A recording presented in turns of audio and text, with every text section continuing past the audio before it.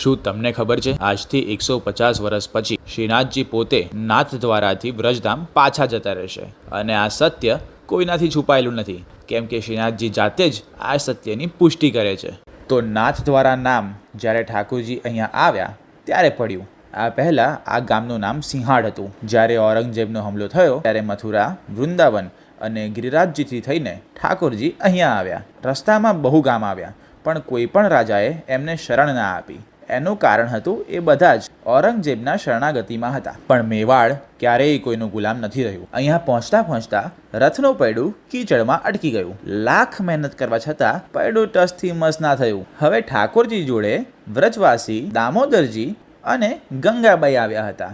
તમને ખબર છે, ગંગાબાઈ રૂબરૂ ભગવાન ઠાકોરજી જોડે વાતો કરતા હતા. તો ગંગાબાઈએ લાલાને પૂછ્યું કે હે પ્રભુ, અહીંયા રથ કેમ રોક્યો? આગળ જવું નથી? ઠાકોરજીએ કહ્યું કે મારું આ ગામ જોડે બહુ જૂનું લેણું છે. આ ગામના રાજાને બોલાવવામાં આવે.